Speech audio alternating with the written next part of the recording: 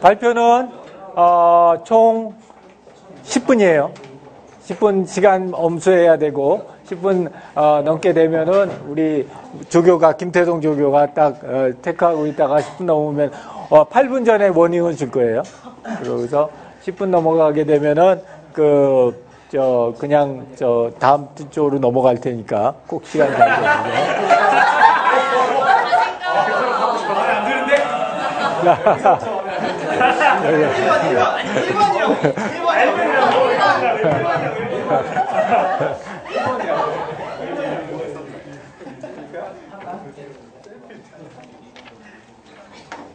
안녕하세요. 대리운전 발표를 맡은 김대리입니다. 먼저 저희가 대리운전 기술의 핵심 간략히 설명드리자면은 저희 핵심은 이제 다수의 고객과 다수의 기사를 탄력을 연결해주는 기술이 저희 핵심 기술입니다. 저희 기술이 성공하게 된 것을 이제 가정을 보자면은 기업 측면에서 봤을 때 그러니까 초기의 대리운전 같은 경우에는 그 기사를 부여한 회사가 직접 고객에게 다가가는 서비스였습니다. 대리운전의 혁신은 그 사이에 그 프로그램사가 등장하면서 나타나게 되는데 프로그램사의 경우에는 회사와 무관하게 모든 기사와 모든 고객을 연결해주는 방식을 도입함으로써 이쪽에 네트워크 웹성을 이제 확보하게 되고 이를 통한 도면식 제한 생각함으로써 그 이제 시장을 이제 지배적으로 장악하고 모든 고객과 기사의 긴밀한 연결을 가능하게 하였습니다.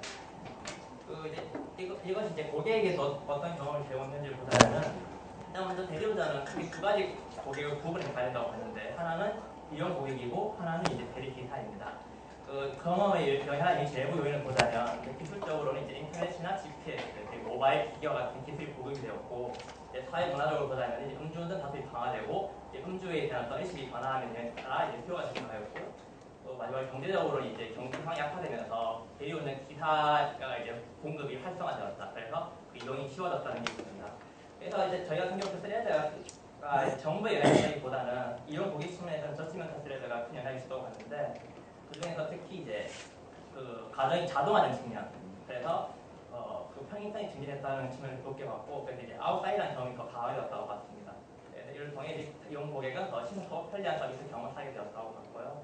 대리기사의 경우에도 마찬가지 이유에서 더 자동화되고 편리한 주문 처리가 가능하게 되었다는 걸 보았습니다. 특히 대리기사의 경우에는 대량의 주문을 처리해야 되기 때문에 그 가치가 더욱 컸다고 할 수 있습니다. 마찬가지로 아웃사이드 이동하고요. 대리기사 같은 경우는 이제 컴포지셔널 스레드에도 관련이 있는데 왜냐하면 전에 비해서 보다 넓은 범위의 다양한 고객을 커버할 수 있게 됨에 따라서 보다 일반한 관계를 수사했기 때문입니다. 따라서 보다 클러스터드한 그 경험을 하게 되어서 볼 수 있고요. 이런 걸 통해서 이제 기사에게는 더 많은 주문을 효율적으로 접수함으로써 최고의 경험을 제공했다고 할 수 있습니다. 이런 점으로 봤을 때는 이제 대리기사의 성공적으로 볼 수 있는데 현재 대리업계에는 좀 문제가 있습니다. 일단 그 기사들이 처우가 되게 열악하고요. 그리고 그 정부의 규제가 점점 심해지고 있고 이제 성장의 한계를 겪고 있습니다. 또 서비스의 한계가 있고 또 이제 지속적으로 저임금 노동 확보할 수 있게 올라가 있고 이제 마지막으로 이제 음주문화의 변화에 따라서 수요가 점점 줄고 있다는 문제가 있습니다. 근데 이런 문제에도 불구하고 이 서비스가 유지되는 가장 큰 이유는 대리기사를 착시하고 있기 때문입니다. 이런 가정에 발생한 어떤 부조리와 부담을 기사가 지탱하고 있는 거죠. 저희는 현재 대리기사 자체만을 가지고는 어떤 한계가 있다고 보았고 그래서 대리기사 자체의 좀 더 본질적인 핵심이 무엇인지 다시 고민해 보았습니다. 그래서 저희가 고민한 것은 처음에 말했던 것처럼 다수의 그룹과 다수의 그룹을 연결 짓는 것이 저희 핵심이라고 봤습니다. 그래서 이것이 어떤 분야에 활용할 수 있을까? 그 자리에서 제가 본 것은 한국의 또 다른 어떤 성공적인 산업 분야인 배달 서비스입니다. 왜냐하면 배달 서비스 역시 다수의 고객과 다수의 음식점을 연결하는 서비스가 있기 때문입니다. 배달업 진출에 대해서 좀 구체적으로 들어가 보자면 그 기존의 배달 모델은 이런 형태입니다. 고객이 주문하면은 업체에서 배달하는 형태죠.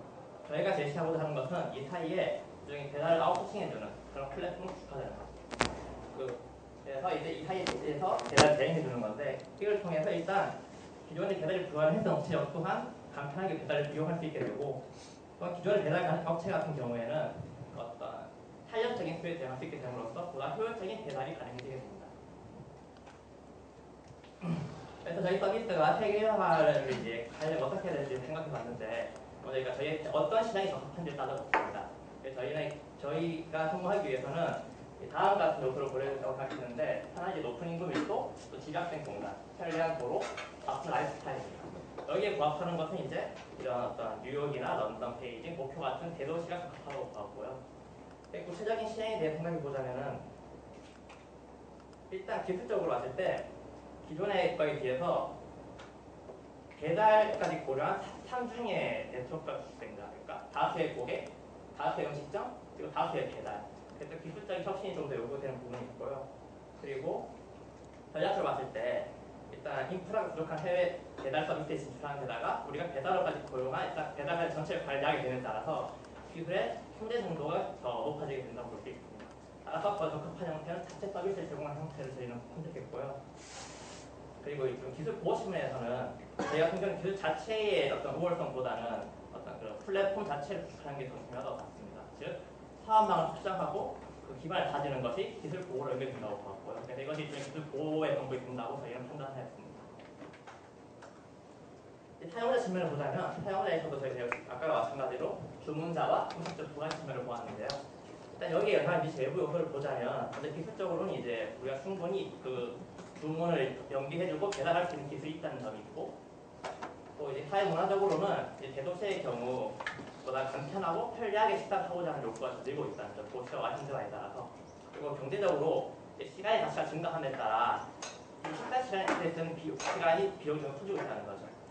이런 측면에 봤을 때 고객에게는 그 일단 보다 자동화된 그 배달을 통해서 편리한 식사를 할 수 있게 해주고, 또 하나는 이제 식사 과정 자체를 즐기는 것보다 말 그대로 어떤 기능성을 추구한 식사를 추구하는 경향이 있다고 봤습니다. 이 두 가지 측면에서 보다 경험이 아웃사이더 쪽으로 이동한다고 봤고요. 음식점 역시 마찬가지로 이제 아웃사이더로 연결된다고 봤습니다. 근데 음식점은 그 아까 대리기사 마찬가지로 다수 고객과 연결된다는 측면에서 그 보다 이번한 측면이 있으며 이게 역시 클러스터 단쪽으로 연결된다고 봤습니다. 그래서 다음으로 이제 저희 더 나아가서 이것이 어떤 사회적 가치를 할 수 있는지를 고려해 보았는데요.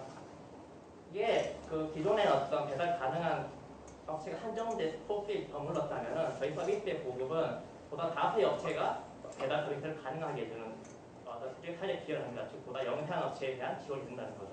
그리고 배달 서비스는 새로운 신규 서비스를 통해 고용을 창출하고 아까 말한 영세 업체를 지원함으로써 지역 경제 활성화로 이게 연결될 수 있습니다. 보다 중요한 점은 이런 활성화가 우리 배달 서비스 자체의 활성화로 연결될 수 있다는 거죠. 즉 지속 가능한 사업에 기여하는 부분이 있다는 겁니다.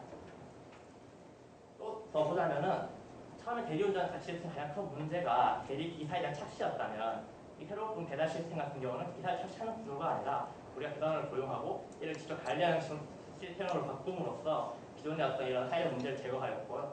이건 보다 장기적인 관점에서는 우리가 단순히 그 배달 서비스만 하는 것이 아니라 이제 일반인들까지도 배달에 참여를 할 수 있게 하는 일종의 공동체적 가치 구현도 가능하다고 저희는 보았습니다. 그래서 저희의 서비스를 통해서 이제 모두를 위한 서비스를 함께 경험하는 가치를 제공하고자 합니다. 저희의 발표는 여기까지고요. 이제 질문을 받도록 하겠습니다. 오케이, 수고했어요.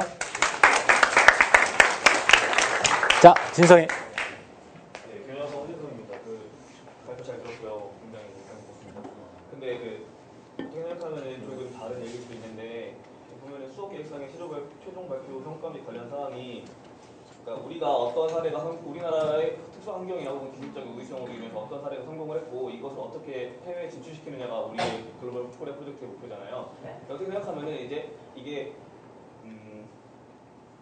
어떻게 생각하면 대리운전 지금 우리가 주목하고 싶었던 건 사실은 이 프로그램사라기보다는 프로그램사로 인해서 어떻게 대리운전이 편해졌고 그 대리운전을 어떻게 해외에 갖고 나가느냐일 것 같은데 전혀 요식업의 배달이라는 전혀 다른 업체로 바뀌었는데 이 부분에 대해서 어떻게 생각하시는지 궁금해요. 제가 봤을 때는 그러니까 결국 대리기사 성공한 거의 핵심은 그러니까 그게 가능했던 것 자체가 프로그램에서 덕분에 가능해진 부분이거든요. 그런 플랫폼화를 통해서 모든 걸 시각화 연결해주는 게 가능해진 거고 수출한다는 것도 그런 어떤 역량을 수출한다고 봤어요.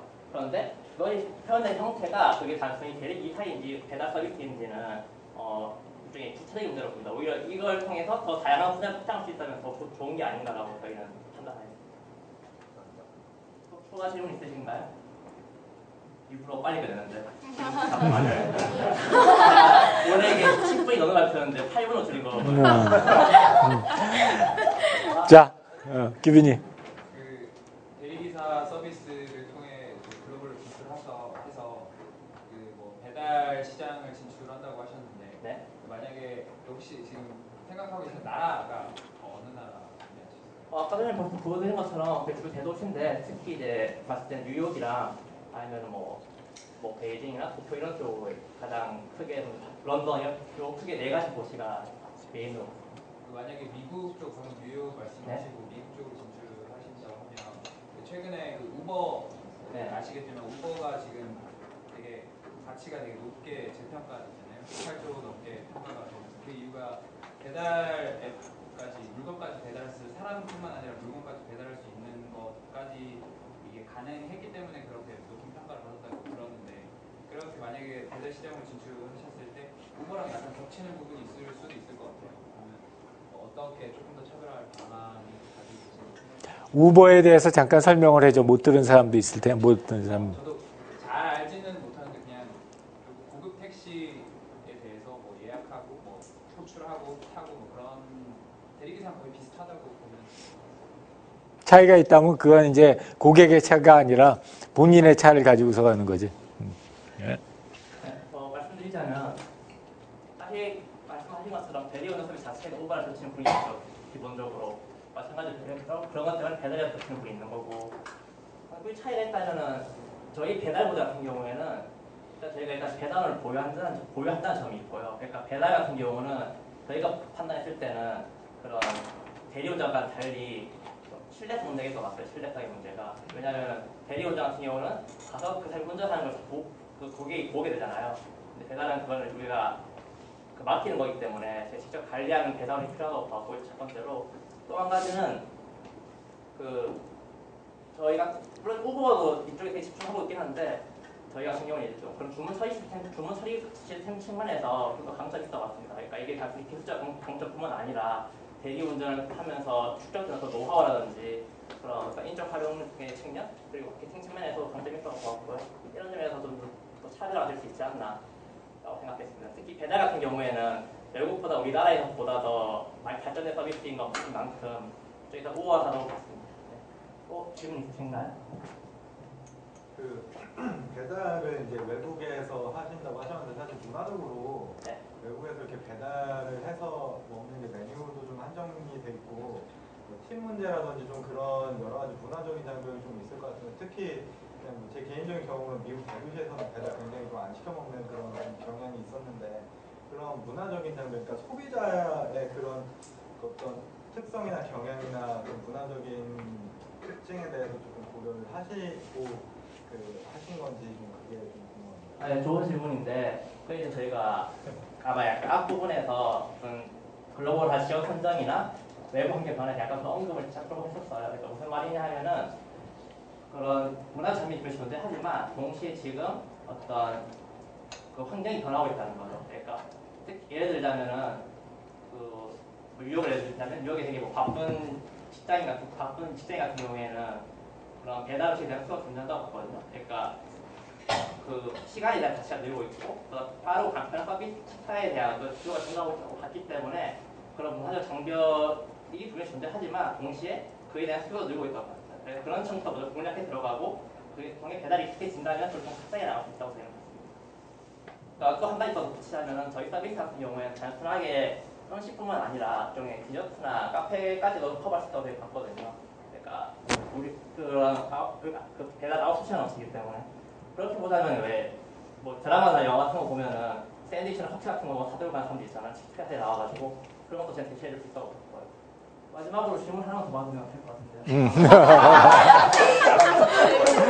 같은데요. 진행까지. 재호야.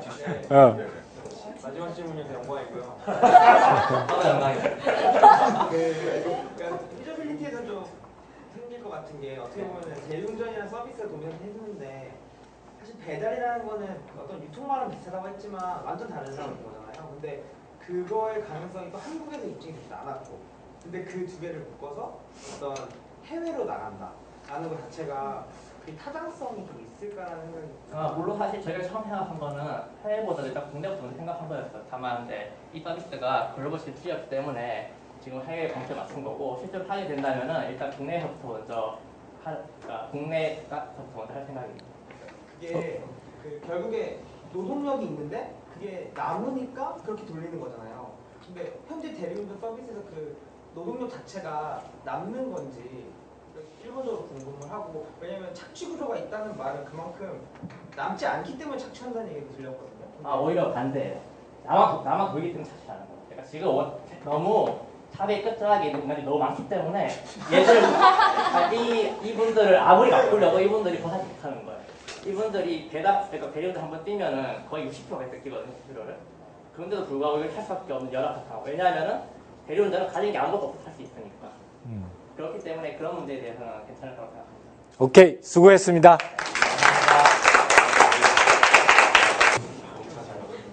네, 기프티콘 발표하겠습니다.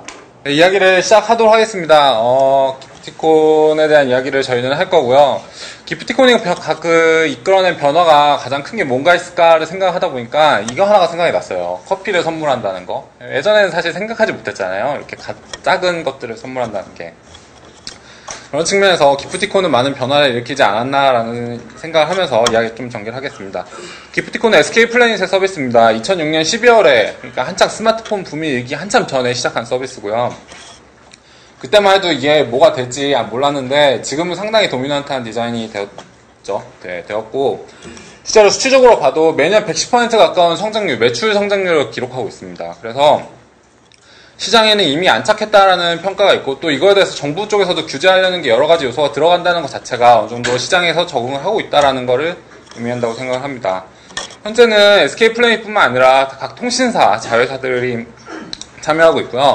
올 7월부터는 카카오가 직접 선물하기 시장에 들어가게 됩니다. 네, 기프티콘이 왜 성공하게 되었는가 이런 요소를 세 가지 요소를 통해서 좀 생각을 해봤어요. 근데 구체적으로 뭐 하나하나 뜯어보는 것보다 이해를 하시면 좋은 게, 사회적으로는 이제 모바일에 대한 사람들의 거부감이 없어진 거죠. 모바일의 이용 시간이 증가했고, 또 온라인에서 어떤 소비를 한다는 것 자체가 거부감이 없어졌고, 신기술에 대한 접근하는 것도 상당히 쉬워졌잖아요. 예전에는 뭐 핸드폰 하나 사면 이거 인식하는데 한참 걸렸는데 지금 앱스토어 가서 다 다운받잖아요, 어른들도. 그런 변화가 있고, 경제적으로는 뭐 여기 정확하게 명확하지 않지만 이렇게 물류 비용 같은 것들을 감수하고 싶은 니즈 같은 게 좀 더 커졌고, 과거에 비해서. 또 작은 것들에 대한 이런 배송하고자 하는 욕구, 배송뿐만 아니라 이렇게 판매하고자 이런 것들이 많이 증가하면서 변화가 있었고, IT는 굳이 이야기를 안 해도 될 것 같고요. 그리고 이런 변화들이 종합적으로 이루어져서 기프티콘의 변화가 좀 이루어졌다고 생각을 합니다. 그럼 기프티콘이 과연 기술적으로 어떤 혁신을 했느냐라는 생각을 해봐야 되는데, 일반적으로 생각하기로는 판매처가 다양해졌다고 생각하는 경우가 좀 많습니다. 근데 곰곰이 생각해보니까 그거는 약간 마케팅적인 관점이고요. 진짜 기술이 어떤 게 혁신이 이루어졌냐 하면 온라인과 오프라인이 유기적으로 연계가 됐다는 사실입니다. 온라인에서 우리가 소비를 하면서 그것이 오프라인에서 물건을 받는다는 거를 과거에는 이렇게 유기적으로 잊지 못했잖아요. 소비를 했으면 택배를 받던가 뭐 이런 식이었는데, 지금은 기프티콘을 통해서 그런 게 동일하게 이루어지고, 온라인에서 쇼핑을 하지만 오프라인에서 얻는 그 가치를 그대로 선물하는 그런 기능을 갖게 되었습니다. 그래서 선물하는 오프라인 세상의 경험을 온라인 채널을 활용해서 구현했다라고 저희는 분석을 하였고요. 그럼 이제 소비자 입장에서 경험을 어떻게 했는가를 좀 따져봤습니다. 그랬을 때 이게 과거와 현재의 프로세스인데요. 과거에 보면은 뭔가 물건을 사기 위해 소비뿐만 아니라 이렇게 선물을 하기 위해 매장에 가서 상품을 사고 또 그걸 전달하고, 이런 것들이 상당히 긴 시간과 노력과 비용을 투자했습니다. 고비용 프로세스라고 부르는데요. 기프티콘은 그런 면에서는 모든 앞에 있는 프로세스를 하나로 줄였을 뿐만 아니라 그런 고비용 프로세스 자체가 줄어들었습니다. 사실상 아웃소싱을 했다고 볼 수 있고요. 대신 마지막으로 이제 선물을 찾는 사람이 좀 더 비용 부담을 갖게 되는 거니까 시간 투자해야 되는 부담이 있지만, 이건 전반적으로 봤을 때 합리적이라고 판단을 하기 때문에 이용자들이 받아들였다고 저희는 생각을 합니다. 그래서 결국은 실리를 추구하는 사회적 문화적 변화 같은 것들을 좀 반영을 했고, 그것이 사회적 환경과 이런 변화 속 그런 걸 맥락을 이해하면서 전체적으로 사회에 녹아들었다라는 생각을 합니다. 근데 좀 이제 현실적으로 돌아와야 되는 게, 카카오톡이 아까 진출한다 했잖아요. 카카오톡이 진출하면서 각종 제휴된 기프티콘 회사들이 전부 다 나가게 됩니다. 그러면은 카카오톡이 실제로 80% 정도의 그 기프티콘 판매 점유율을 갖고 있다 그래요. 그러면 살 길이 없어진 거죠. 그래서 지금 경쟁이 심화되고 있고, 또 SNS를 하는 그 회사의 통제력이 상당히 강화됐고, 그 다음에 기프티콘이 2006년 12월에 출시를 했지만 특허에 대한 그 독점적인 그런 효력을 갖고 있지 않아요. 그래서 다른 경쟁사들이 난립하게 되는데, 이거는 특허 출원 간의 그 미비된 문제로 발생하는 거고요. 그렇기 때문에 결국 해외 진출이 필요하게 됐고, 실제로 SK 플래닛도 이런 발언을 6월 2일 날 했습니다. 결국은 해외에 진출을 해야 된다. 기프티콘을 포함해서 SK 플래닛에 갖고 있는 서비스를 해외로 진출할 거고, 또 지금 진출해야 되는 이유는 지금 어느 한 시장이 완성된 다음에 다음 시장 가면 이미 늦는다. 속도 경제에서 늦기 때문에 좀 더 선제적인 접근이 필요하다라고 이야기를 했습니다. 그런 측면에서 저희는 해외 기프티콘을 그대로 해외에 들고 나가는 방법을 고민을 했습니다. 먼저 재정적인 부분을 좀 고려를 했는데, SK 플래닛 같은 경우는 충분한 재정적 여력이 있고, 또 현재 미국 시장에 직접 진출하겠다고 발표를 했기 때문에 그 여러 가지 맥락을 따져보면은 SK 플래닛이 진출하는데 재정적인 문제는 없을 것이라고 저희는 판단을 했습니다. 다만 현지 파트너 투자 같은 리스크를 분산할 수 있는 그런 것들이 좀 필요하다고 생각을 했고요. 이 자료 같은 경우는 SK 플래닛은 그 공시를 하지 않습니다. 그래서 안쪽에서 좀 부정확한 자료일 수 있고요. 어쨌거나 그렇고요. 그래서 타겟 마켓에서 저희는 좀 설정을 해봤는데, 미국, 유럽, 중국, 일본 정도가 있어요. 그러니까 큰 회사로, 큰 그 지역으로 접근을 해야 된다고 생각을 했어요. 결국 모바일 커머스와 이런 것들이 융합이 돼야 되는데, 그러려면 충분한 인프라를 갖추고 있어야 된다고 판단을 했거든요. 그런 측면에서 4가지를 봤는데, 문제는 미국은 광범위한 초기 투자가 필요하다고 봤고, 유럽은 각 국가나 지역별로 이렇게 파편화된 게 좀 강한 특성이 있고요. 중국 같은 경우는 외국 기업이 시장 진입하기 좀 쉽지 않을 뿐더러 텐센트에서 현재 서비스를 하고 있다고 합니다. 그런 측면을 봤을 때 일본 같은 경우는 인프라가 어느 정도 갖춰져 있고, 또 모바일 환경이 어느 정도 갖춰져 있기 때문에 접근하기 적합한 상대라고 저희는 고려를 했고요. 그래서 규모 확장 가능성, 인프라, 그 다음에 접근할 수 있는 수월성, 이런 것들을 종합적으로 고려해서 저희는 일본을 선택하게 됐습니다. 일본 같은 경우는 모바일 환경 시장이 굳이 꼭 이야기 안 해도 되겠지만, 어쨌거나 충분히 발달했고, 근데 반면에 스마트폰 점유율은 좀 낮아요. 그래서 스마트폰이 성장하면서 좀 더 모바일 소비에 대해서는 발전할 수 있는 여지가 크다고 봤고요. 네, 또 편의점, 우리는 기프티콘 하면 사실 편의점에서 물건 바꿔가는 거 가장 첫 번째로 생각을 하잖아요. 그런 측면에서 봤을 때 편의점의 보급률이 상당히 좋고, 편의점이 그 많은 걸 거기서 서비스를 하고 있기 때문에 충분한 시장성을 갖고 있다고 생각했습니다. 편의점은 지속적으로 일본 시장에서 성장하고 있습니다. 그래서 상품 교환의 적시성, 편리성 이런 측면에서의 가맹점을 어떤 형태로 갖고 갈 수 있을까를 저희는 고려를 했고요. 그럼 이제 일본 시장에서 저희가 갖고 있는 기술적 혁신을 어떻게 적용할 것인가를 고민을 좀 해봤습니다. 그랬을 때 아까 말씀드렸던 것처럼 기프티콘의 가장 기술적인 혁신은 온라인과 오프라인의 유기적인 연계라고 했잖아요. 일본 시장에서도 그 방향으로 접근을 했는데, 일본은 그러면 지금까지 뭘 하고 있는가 봤더니 기프티라는 서비스를 하고 있습니다. 근데 그게 어떤 거냐면 그냥 선물 편지를 이렇게 자기가 인터넷 작성하면 편지랑 물건을 동시에 배달을 해주는 거예요. 그러니까 상당히 초기적인 모델이거든요. 그런 것들을 서비스를 하고 있는데, 결과적으로 모바일 소비는 되게 익숙하지만 온오프라인의 그 유기적 결합 같은 쇼핑이 이루어지고 있지 않다라고 볼 수 있습니다. 일본 같은 경우는. 그렇기 때문에 진출하기 적합한 환경이라고 저희는 생각을 했고요. 그 다음에 네, 그렇고요. 그럼 이거를 접근할 때 어떤 거 접근할 수 있을까를 고민을 해봤어요. 편의점은 당연히 아까 말씀드렸던 것처럼 들어갈 수 있고, 또 일본 시장에 맞춰서 어떤 게 들어갈 수 있던가 했더니 일본 자판기가 이렇게 광범위하게 퍼져 있고 되게 발전이 돼 있다고 하더라고요. 그러면 생각해보면 기프티콘도 이렇게 다 자판기가 발전해 있으면은 자판기에다 입력을 시켜가지고 물건을 받으면 되잖아요. 얘네 별의별 거 다 팔더라고요, 자판기에서. 그러면 거기서 물론 맞는 상품이 있고 아닌 상품이 있겠지만 맞는 것들은 받아가면 되기 때문에 여러 가지 측면에서 좀 편의성은 충분히 도모할 수 있다고 생각했고, 어쩌면 국내 시장보다 더 편리성을 도모할 수 있다고 생각을 했습니다.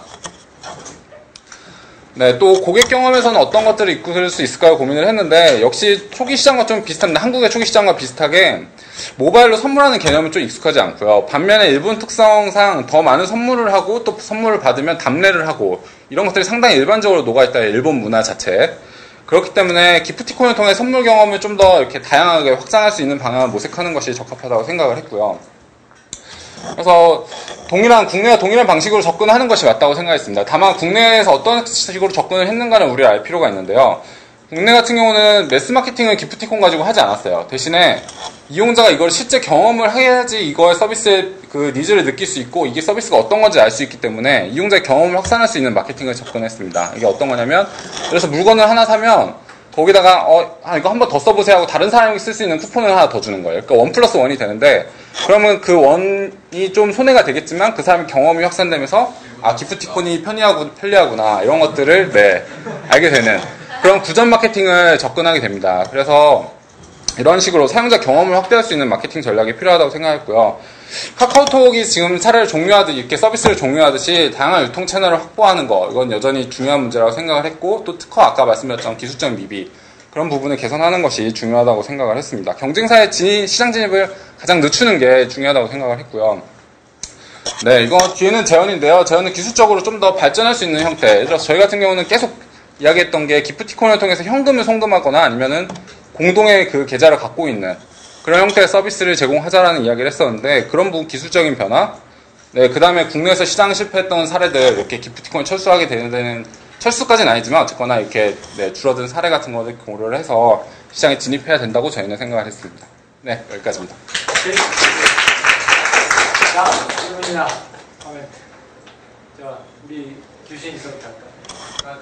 일본에서 자판기 쪽으로 나가신다는 거는 국내에도 적용하면은 잘 될 것 같지 않은지 궁금한 건, 일본에 진출을 할 계획이라면 밴딩 머신이랑 제휴를 해서 그쪽으로 개발을 해야 될 것 같은데 그런 것도 고려를 해보시면. 그래서 밴딩머신이 제가 좀 검색을 계속 더 해보니까 밴딩머신이 우리처럼 그냥 동전 넣고 나오는 이 시스템뿐만 있는 게 아니라 바코드를 리딩하거나 터치스크린이 다 돼 있거나 이런 수준까지 이미 일본의 자판기들은 네, 알고 계신 것 같은데 와 있더라고요. 그래서 그 부분에 있어서는 제휴가 중요하지, 그러니까 이렇게 채널을 확보하는 것이 중요하지 기술이 문제가 될 거라고 생각하지 않았습니다. 아까 일본 사례 궁금한 게 있는데, 일본 같은 경우는 고령화가 많이 진행되고 인구에서 초고령화 나라로서 노인 인구가 굉장히 많은 걸로 알고 있는데, 아까 보신 것처럼 모바일 보급률도 높지가 않고, 스마트폰 보급률도 높지도 않고, 만약 타겟층은 젊은 그냥 세대만 하신 건지, 아니면 만약에 노인층까지 확대하실 거면 어떻게 타겟을 설정하시는 건지. 일단 초기 접근은 국내랑 유사하게 접근할 수밖에 없기 때문에 국내 사례를 봤을 때도 젊은 층이 좀 더 호응을 더 하는 사례도 있고, 교수님이 아직 잘 기프티콘 모르시는 이런 사례처럼 있을 수 있는데, 그런 측면에서 좀 네, 기프티콘 젊은 타겟을 접근할 수밖에 없을 것 같지만, 근데 우리가 흔히 생각하기로는 기프티콘이 스마트폰으로만 전송이 될 거라 생각을 하잖아요. 근데 2006년 12월부터 서비스했던 거는 프린트로도 서비스되고 아니면 주로는 SMS로 됐어요.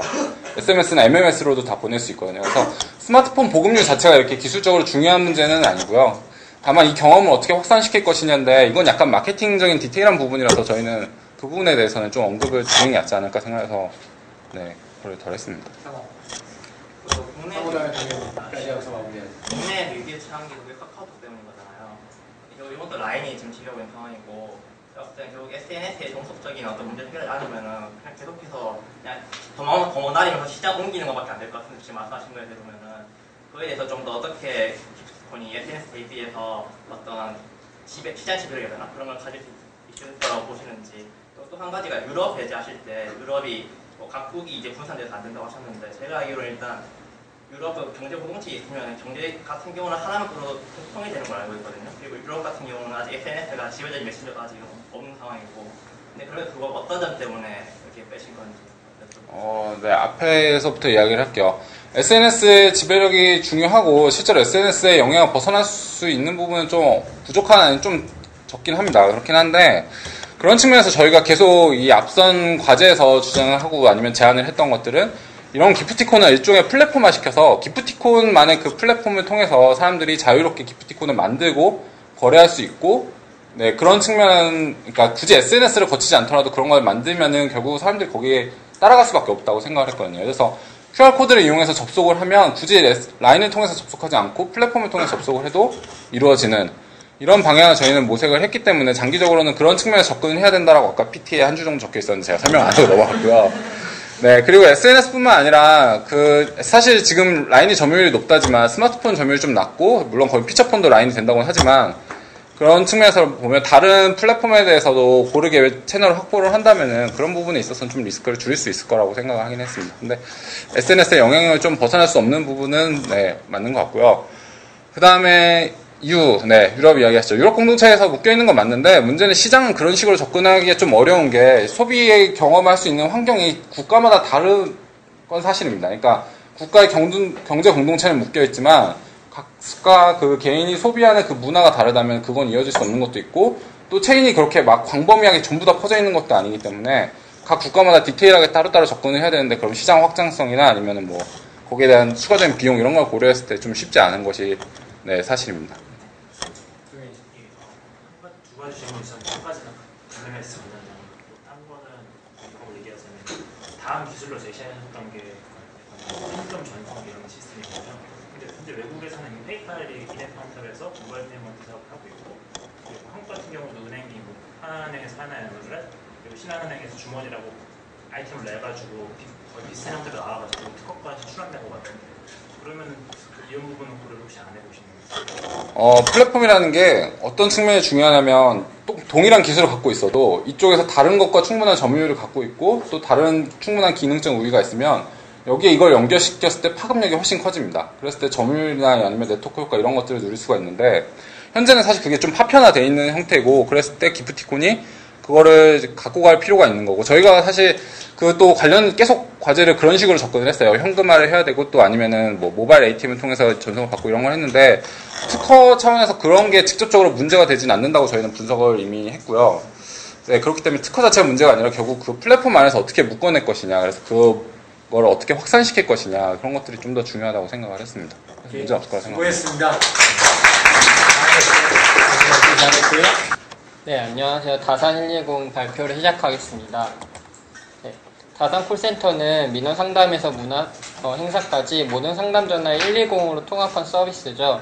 그래서 다산 콜센터는 민원 접수가 들어오면 그 처리 과정과 결과를 안내해주고, 그 과정에서 사용자의 정보 데이터베이스를 구축하여 상담에 이용하고 있습니다.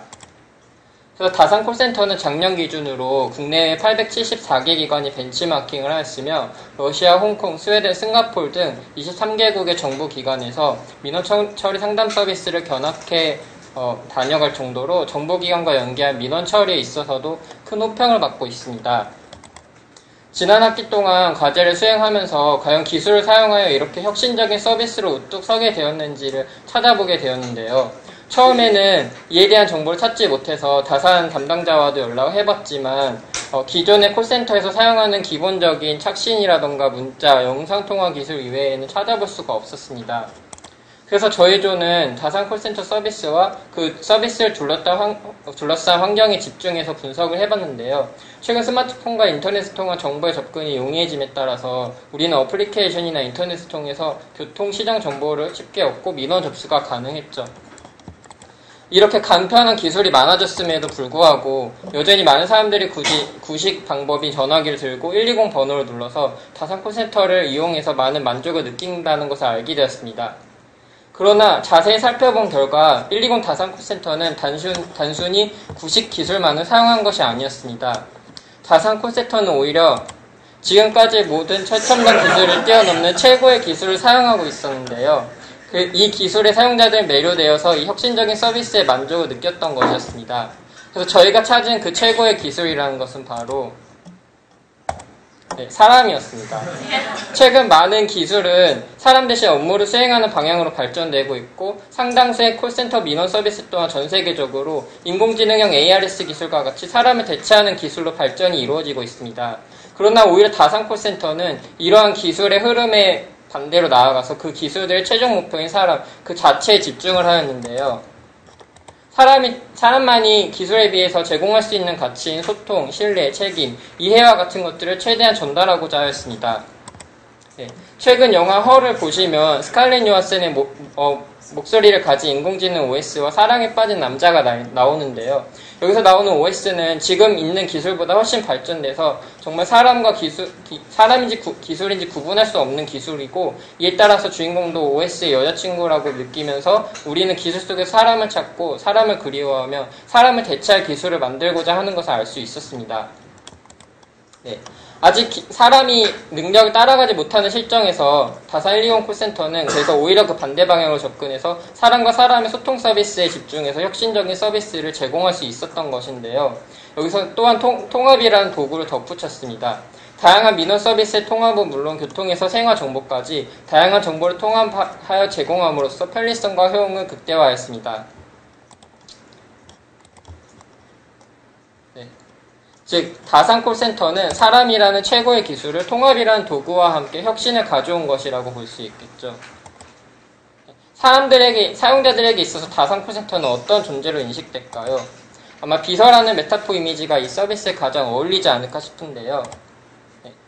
인공지능 비서를 자칭하는 기술들에도 불구하고 사람들이 구식 방법인 콜센터의 서비스를 애용하는 이유가 분명 존재할 것입니다.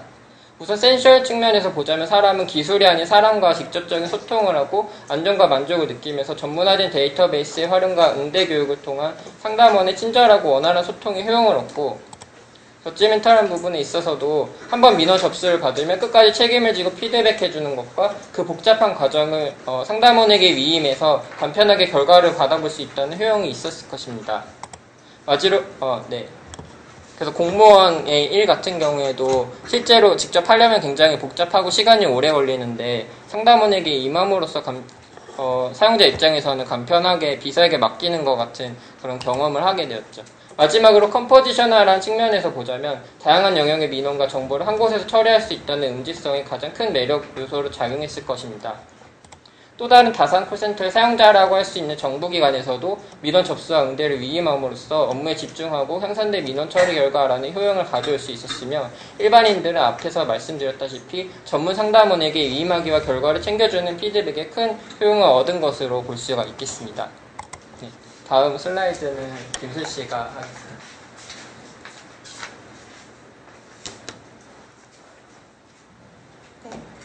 앞서 설명드린 바와 같이 다산 콜센터는 사람과 통합이 이루어낸 노하우를 주된 기술로 가지고 있습니다. 그래서 글로벌 사용자들에게 더 나은 경쟁력을 제공하기 위해서 저희는 두 가지 기술을 추가하기로 결정했습니다. 우선 음성 분석 기술은 우선 이 두 가지 기술의 추가 목적은 처리 시간 단축을 통한 효율화입니다. 우선 음성 분석 기술은 오디오 핑거프린트 기술을 이용해서 사용자가 상담 내용을 언급하면 이를 DB에 있는 내용과 비교 분석해서 자동적으로 해당 상담원에게 연결을 해주는 기술입니다. 안내 방송을 듣고 버튼을 누르는 과정을 생략해서 처리 시간을 단축할 수 있을 것으로 생각됩니다. 또한 상담원 보호 차원에서 상담과 관련 없는 모욕적인 언사를 하는 경우 시스템에서 자동적으로 경고를 내보내거나 아니면 전화를 차단하는 방식을 고려해보고 있습니다. 상담원 DB 자동 로딩은 또한 상담원이 DB를 검색하는 시간을 축소해서 처리 시간을 효율화하고, 잘못된 DB를 이용해서 오상담률이 존재하고 있는데요. 이를 축소할 수 있을 것으로 예상됩니다. 다산 콜센터가 국외에 진출할 수 있을지 가능성을 한번 점쳐보았습니다. 아까 방금도 언급했다시피 이미 많은 국내 기관들이 벤치마크를 위해 방문을 하고 있는 것으로 보아 관심도가 높다는 것을 알 수 있고요. 민원 처리 단축률은 총 민원 처리 기한 중 얼마나 빨리 민원이 처리되었느냐를 나타내는 수치인데요. 시와 본청 사업소는 85.7%, 그리고 자치구는 66.8%로 모두 높은 단축률을 나타내고 있습니다. 또한 다산의 가장 큰 특징인 통합으로 인해서 첫 통화에 상담이 처리가 되는 것이 87.6%에 달하는 걸로 보아 효율적인 시스템임을 알려주고 있습니다. 또한 기업과 정부 측면에서 어떤 효용을 가질 수 있을지 생각을 해보았습니다. 우선 자동 상담원 DB 자동 로딩으로 상담원 교육 비용을 이전보다는 절감할 수 있을 것으로 생각을 했고요. 그리고 정부 부처에 직접 연락을 하면 업무가 있는데도 불구하고 민원을 처리해줘야 되기 때문에 업무 효율이 떨어졌는데, 이 콜센터에서 모두 일임함으로써 업무 효율이 높아질 것으로 예상됐고, 그리고 사용자 입장에서도 한 군데서 모두 서비스를 처리해주기 때문에 사용자 서비스가 개선되는 효과를 누릴 수 있을 것이라고 생각했습니다. 또한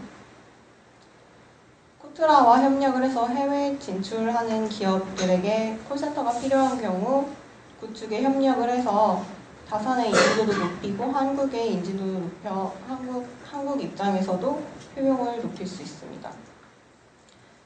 진출 형태를 고려해 보았는데요. 다산 콜센터 자체는 그렇게 첨단 기술을 이용하고 있지 않기 때문에 기술 공유 정도가 높고 기술 활용의 통제 정도는 낮은 것으로 파악을 했습니다. 그래서 라이선스 형태가 가장 적합한 진출 형태일 것으로 판단을 했습니다. 그리고 다산이 글로벌 시장에서 어떤 우위를 점할 수 있을지 고려해보기 위해서 콜센터 사용자 서베이 자료를 분석해보았습니다. 우선 이는 콜센터 서비스 만족도에 대한 조사인데요. 대부분의 사용자들은 콜센터 경험에 대해서 중립적이거나 부정적인 입장을 많이 가지고 있었습니다. 이는 기업 입장의 자료이긴 하지만 사용자들이 여러 채널이 존재함에도 불구하고 전화라는 채널을 가장 선호하는 것을 알 수 있었습니다. 마지막으로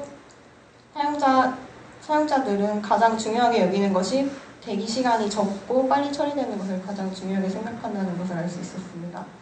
자동화 기계화 돼가는 서비스 트렌드에서 사람과 소통을 강조한다는 점, 사용자를 대신해 처음부터 끝까지 일을 처리해준다는 점, 그리고 전화 한 통으로 여러 일을 처리할 수 있다는 점은 다산콜센터가 가지는 가장 큰 강점이고, 그리고 이 추가되는 두 가지 기술로 인해서 더 빠르고 신속한 처리를 극대화하면서 경쟁력을 가질 수 있을 것이라고 생각합니다. 감사합니다.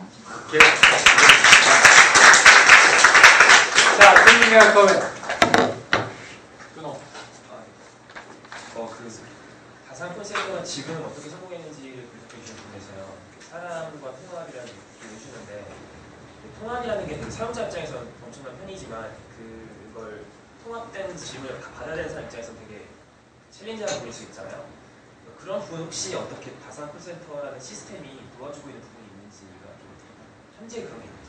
지금 현재는 상담원이 이렇게 접수를 받으면 그 상담원이 그 프로그램에서 그 키워드를 입력해서 그 관련 축적된 데이터베이스 정보를 받아들이고 이제 거기 나온 전화번호를 이제 착신전환 기술이라고 착신전환을 이용해서 그 부서에 연결을 해서 수동적으로 지금 처리를 하고 있는 실정이고, 그것 때문에 상담원의 업무의 피로도도 높고, 그리고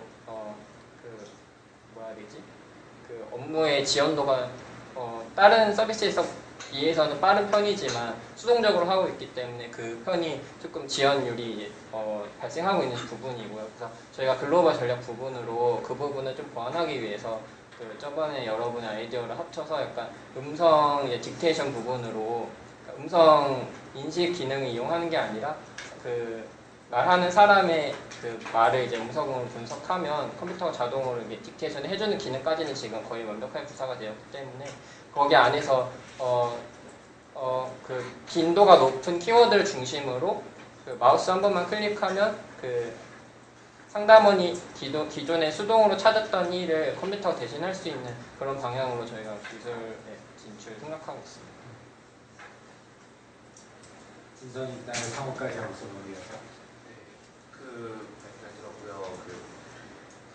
어떻게 또 그런 기술 사용한다고 하셨잖아요. 이제 그런 기술을 이제 어떻게 가져오실 건지가 되게 궁금하거든요. 그러니까 어느 기업에서 갖고 있는 기업이라면 기업에서 기술을 사던가 서비스를 받아야 될 거고, 그런데 이제 그 기술을 어떻게 얻을지가 되게 궁금한데. 그 부분은 저희가 특허를 찾아봤어요. 그래서 여기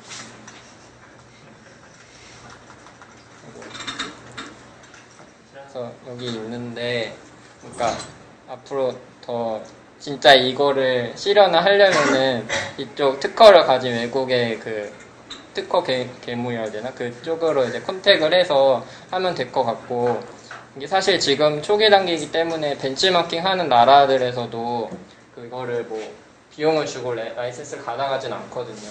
근데 만약에 이 기술을 도입하면 충분히 라이센스 비용을 받고 이전을 할 수 있을 거라고 생각하기 때문에 그거를 이제 나오는 수익금의 일부를 이제 로열티로 지불하는 방식으로 생각을 하고 있습니다. 국내 시장 분석에서 결국은 핵심 기술이 최고의 기술이 사람이라고 했잖아요. 네. 그만큼 해외 진출에 있어서도 그 부분을 좀 깊게 봤을 것 같다고 생각을 했어요. 왜냐하면 사람이라는 게 지역마다 사용 문화적인 차이가 있으니까. 그러니까 그런 기술적인 수가도 좋지만 그 특성 지역마다 인간의 분석까지 해서 했으면 더 좋았겠다는 그냥 코멘트를 드리고 싶습니다. 그 부분에 있어서는 오히려 다산 콜센터가 더 그냥 사람이 아닌 게 기술로 자동 인식을 하는 부분보다 강점을 가지고 있다고 생각을 하는데요. 왜냐면은 상담원이 메인이 되는 서비스이고 저희가 추가하고자 하는 기능이나 기존에 있던 기능이 그 상담원을 보조하는 기술이기 때문에 만약 해외에 이걸 판매할 경우 그 해외에 있는 그 자국 및 그 언어를 사용하는 문화를 이해하고 있는 사람이 상담원이 될 것입니다. 그렇다면 기술이라는 거는 그 문화라든가 언어를 모든 뭐 세계 로컬라이징 해서 적용이 안 될 수 있지만 사람이라면은 기술보다는 그쪽에서 더 이해도 더 높을 수 있고 더 만족스러운 결과를 가져올 수 있기 때문에 저희가 생각하는 기술은 그 부분에 플러스 알파를 해서 상담원에게 도움을 주는 효용을 주는 기술 쪽으로 보조하는 기술로 생각을 했습니다. 네, 수고했습니다. 네, 저희는 그 주제를 좀 좁혔어요. 베스트웨 성형외과랑 성형외과가 어떻게 하면 해외에 진출할 수 있을까라는 걸 고민을 해봤는데 저희가 이제 정의를 하기에 해외 진출이라는 걸 정의를 하기에 해외 환자 유치를 늘리는 걸 저희는 해외 진출을 정의를 했거든요. 그 점을 먼저 말씀드리고 발표 진행하고 싶습니다. 우선 간단히 배경을 설명을 드리면 지금 보시는 게 신사동에 가면 실제로 있는 그 BK 성형외과라는 성형외과예요. 지금 16층이 다 성형외과고 뭐 어마어마하죠. 근데 이런 건물이 하나만 있는 게 아니라 되게 여러 개가 있어요, 신사동에. 이거가 지금 신사동 8번 출구로 나가시면은 그 신사동 8번 출구 나가시면은 요거를 보실 수가 있는데 밤에 요게 지금은 이제 전면 광고편으로 바뀌어서 뭐 BK 뭐 이렇게 나오는데 이게 여기 밤에 막 눈이 나오고 여기 쌍꺼풀이 생기고 막 그런 광고가 나와요. 굉장히 충격적인 봤었는데 네, 이런 정도까지 성형외과가 거대하다라는 걸 말씀드리고 싶어서 이걸 가져와 봤고요.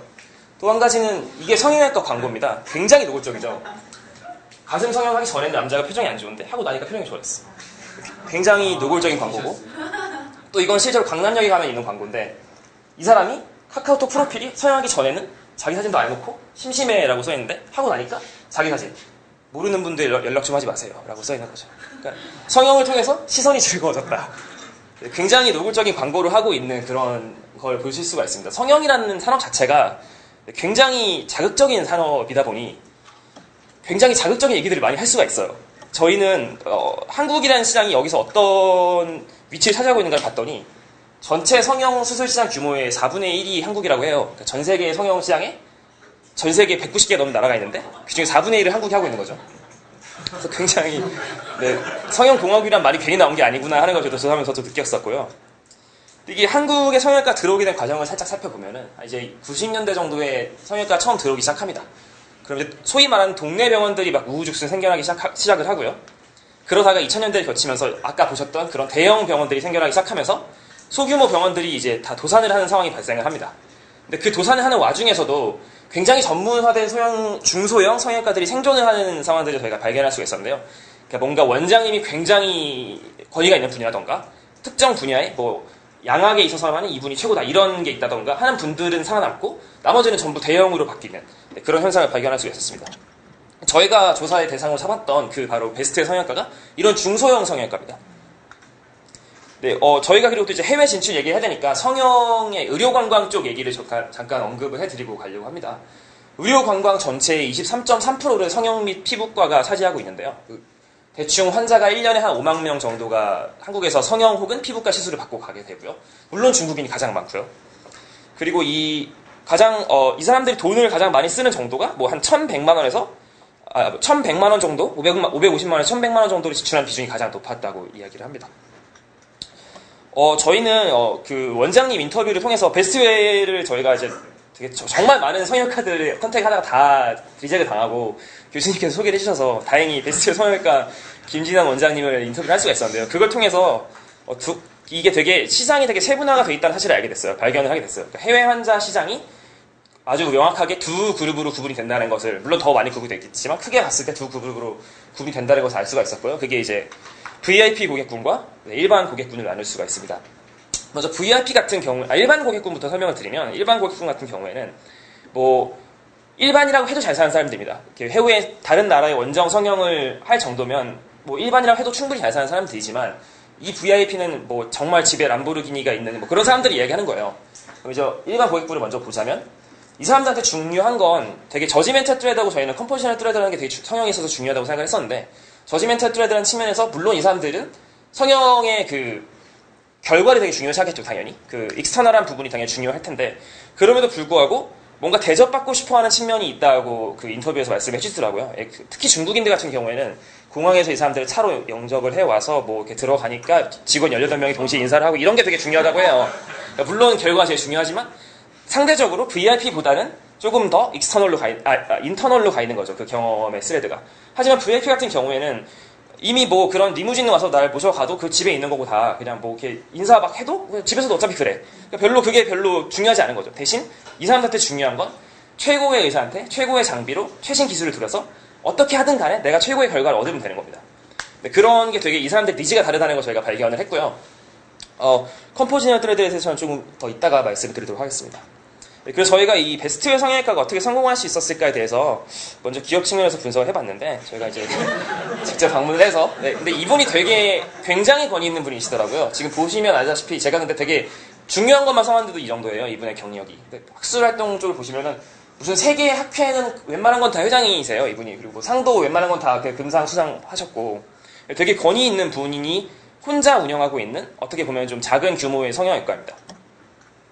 그래서 이분의 성형외과를 방문하는 그 고객들이 저희가 아까 말씀드렸던 그 VIP 고객들이에요. 그래서 이분들은 특징이 3가지 정도가 있는데 되게 철저하게 사전조사를 하고 오기 때문에 뭐 어디에 가면 누가 제일 좋고 무슨 어디 성형학회에 뭐 누가 어떻고 이런 걸 다 이미 알고 오신다고 하세요. 그리고 또 경제적 여유가 있기 때문에 아까 말씀드렸던 것처럼 뭐 다른 거 필요 없고 그냥 돈은 얼마든지 낼 테니까 나에게 최고의 결과를 줘라. 이런 마인드를 가지신 분들이라고 하고 그렇기 때문에 당연히 의사의 명성과 경력을 중요시하는 그런 사람들입니다. 이 기술 혁신이라는 측면에서 이 베스트웨어 성형외과가 성공할 수 있었던 요인을 잠깐 분석을 해보면 기술의 혁신 원청은 그냥 김진환 원장님 한 명입니다. 사실. 그러니까 이분이 레이저 분야에 되게 권위자세요. 그러면은 이걸 S커브에 이분이 핵심 기술인 광역학 치료라는 거를 X커브에 표현을 해보면은 지금 저는 Accelerated Improvement라고 판단을 했는데 이게 어떤 치료법이냐면은 그 특정 세포에다 광과민제라는 그 약품을 발라놔요. 그리고 나서 레이저를 쏘면 이게 유도미사일처럼 그 세포만 파괴라는 거죠. 그런 식으로 뭔가 뭐 노화를 방지한다거나 심지어 암 치료까지 하는 그런 기술인데 이 부분이 이제 사실 2014년부터 본격적으로 국내에서 다른 병원들도 사용하기 시작했다고 했기 때문에 근데 앞으로도 또 뭔가가 또 수입될 경우 더 발전 가능성이 있다는 기사를 저희가 찾아서 이 정도의 위치를 시켜봤고요. 나머지 다른 이분이 되게 정말 많은 것들을 개발하셨어요. 기술들을. 정말 많은 걸 개발하셨는데 사실 문제가 뭐냐면 이런 것들이 너무 일반화돼서 모두가 쓰고 있는 거죠. 사실은 지금. 그렇다 보니까 저희는 이건 이미 좀 어느 정도 성숙한 단계라고 판단을 했었고요. 그러니까 지금 여기서 딱 연결되는 얘기가 기술 보호 측면에서 이분이 사실 아까 광역학 치료에 대해서는 특허를 갖고 계십니다. 그래서 광역학 치료기에 대한 특허를 갖고 계시는데 이게 어떻게 작동을 하고 있냐 하면은 이분이 가진 특허를 제조업체에게 라이선싱을 해주고 제조업체는 제품을 만들어서 여기저기다가 이제 파는 거죠. 성형외과에다가. 그러면 성형외과는 당연히 약품을 장비 구입 대금을 줄 거고 제조업체가 김진애 원장님한테 기술 사용료를 제공하는 방식이에요. 근데 이거의 맹점은 뭐냐면 저희가 보기에 김진환 원장님 입장에서 내가 개발한 기술인데 나만 쓸 수 있는 게 아니잖아요. 다 쓰고 있으니까. 뭔가 그 경쟁력이라는 측면에 좀 저희가 약간 비어있다고 생각을 했고요. 그리고 또 사람 몸에다가 뭔가를 하는 수술 기술이 좀 특허가 출원이 안 돼요. 그런 문제도 있고 대신 또 이분은 성형 기술이라는 게 실력이라는 게 있잖아요. 내가 성형을 더 잘한다 못한다가 있기 때문에 그런 부분에선 분명히 또 차별화되는 요소가 있다고 생각을 했습니다. 사용자 측면에서 직접 시술을 받아봤는데요. 우선 간단하게만 말씀을 드리면 시간 관계상 센슈얼 같은 경우에는 이제 중간 정도로 가 있었고 굉장히 성형을 했을 때 실제로 결과가 좋은 그런 성형외과였기 때문에 굉장히 익스터널한 그런 경험을 주고 있다고 생각을 했고요. 또 VIP들끼리의 굉장히 커뮤니티가 강하다고 해요. 그래서 저희는 클러스터드된 릴레이션십이라고 생각을 해봤습니다. 이런 부분들을 좀 생략을 하고 그래서 저희가 이제 결과적으로 글로벌 진출 전략을 한번 생각을 해봤는데요. 근데 사실 지금 베스트웨어 성형외과 입장에서 뭔가 다른 고객을 더 받는다 이런 얘기들이 조금은 현실적이지 않은 이유가 작은 성형외과고 한 명이 하고 있는 성형외과이기 때문에 더 많이 온다고 해서 좋은 것도 아니에요. 이분이 사실 진료를 더 하실 수도 없고 해서 저희가 생각한 건 김진환 원장님급 되는 인사들을 모아서 파트너십 병원으로 개원을 해서 아예 VIP들만의 대상으로 한 그런 성형외과 병원을 개업해보자라는 생각을 해보게 됐습니다. VIP 시장 규모를 잠깐 보면 저희가 1억 원 이상을 성형에 시술에 지출을 하는 성형 관광객을 VIP라고 정의를 했고 이게 연간 한 3,500명이 되더라고요. 그래서 저희는 시장 규모는 좀 충분하다고 판단을 했고요.